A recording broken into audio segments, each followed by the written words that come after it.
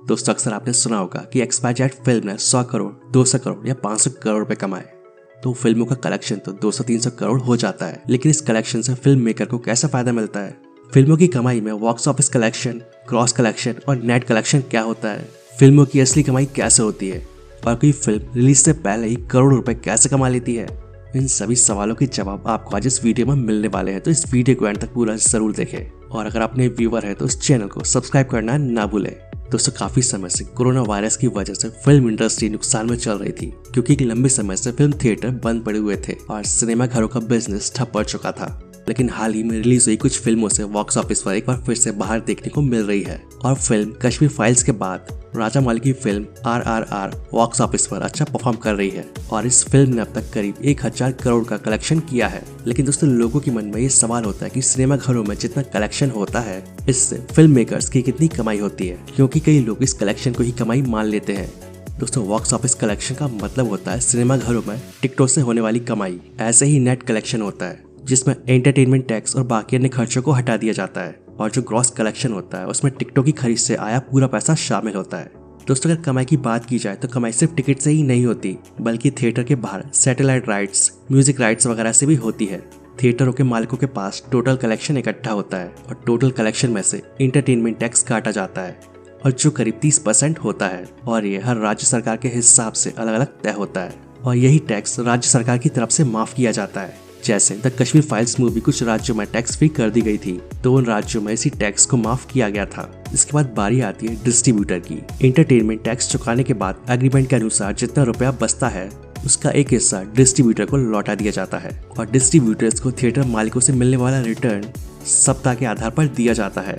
अगर कोई film multiplex में रिलीज होती है तो पहले सप्ताह में टोटल कलेक्शन का 50%, दूसरे सप्ताह में 42%, तीसरे सप्ताह में 37% और चौथे सप्ताह के बाद 30% हिस्सा डिस्ट्रीब्यूटर को जाता है। और ये किसी कॉन्ट्रैक्ट के आधार पर अलग अलग हो सकता है। और अगर फिल्म सिंगल स्क्रीन पर रिलीज होती है तो डिस्ट्रीब्यूटर को फिल्म रिलीज से पहले सप्ताह से लेकर फिल्म जब तक चलती है डिस्ट्रीब्यूटर को 70 से 90% हिस्सा देना पड़ता है। इसके अलावा डिस्ट्रीब्यूटर को सिनेमा घरों में टिकटों की बिक्री से होने वाली इनकम के अलावा नॉन थ्योरेटिकल सोर्स जैसे कि म्यूजिक राइट्स, सैटेलाइट राइट्स और विदेशी सब्सिडी वगैरह से भी इनकम होती है।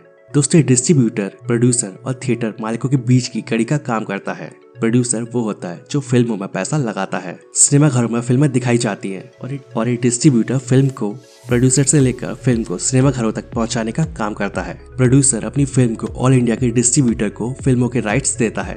दोस्तों राजामौली की फिल्म RRR ने रिलीज से पहले ही करीब 750 करोड़ की बम्पर कमाई की। तो ऐसे में ये सवाल भी उठता है कि कैसे कोई फिल्म रिलीज से पहले इतनी कमाई कर लेती है।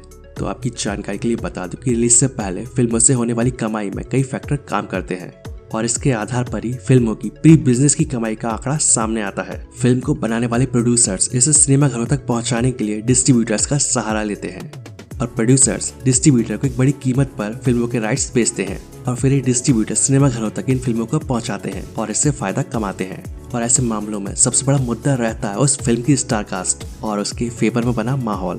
फिल्म की स्टार कास्ट और पब्लिसिटी जितनी ज्यादा होगी तो डिस्ट्रीब्यूटर के बीच उस फिल्म के राइट्स को खरीदने की होड़ ज्यादा मस्ती है और इसी का फायदा उस फिल्म के प्रोड्यूसर को मिलता है और रिलीज से पहले ही उस फिल्म की बम्पर कमाई होती है। और सिर्फ फिल्म ही नहीं, इसकी म्यूजिक राइट्स भी बेचे जाते हैं, यानी कि फिल्म के म्यूजिक को दिखाने और सुनाने के लिए भी म्यूजिक कंपनियों को एक बड़ी कीमत चुकानी पड़ती है। और इतना ही नहीं, रिलीज के एक तय समय के बाद इसे टीवी पर या OTT प्लेटफॉर्म पर दिखाया जाता है और इसके लिए भी चैनल या OTT प्लेटफॉर्म को इसके राइट्स खरीदने पड़ते हैं।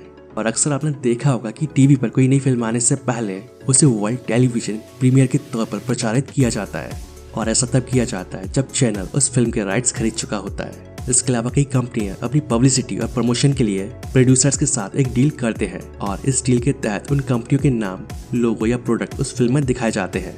आपने भी कई बार फिल्मों में देखा होगा कि किसी सीन में किसी बड़ी कंपनी के शोरूम या प्रोडक्ट को दिखाया जाता है, तो इस तरह के सीन के लिए भी कंपनियों से प्रोड्यूसर्स करोड़ों रुपए लेते हैं और इसमें भी फिल्म की कमाई का एक बड़ा हिस्सा आता है। इसके अलावा किसी फिल्म की रिलीज से पहले थिएटर में इसकी एडवांस बुकिंग शुरू हो जाती है। अगर उस फिल्म की स्टार कास्ट और ट्रेलर अच्छा होता है तो एडवांस बुकिंग का दायरा भी बढ़ जाता है और इससे भी जो कमाई होती है वो उस फिल्म के प्री बिजनेस कलेक्शन का ही हिस्सा होती है। तो इस तरह ये फिल्में अपनी रिलीज से पहले ही करोड़ों रुपए की कमाई कर जाती हैं। तो दोस्तों अब आपको अच्छे से समझ आ गया होगा कि फिल्मों की कमाई कैसे होती है।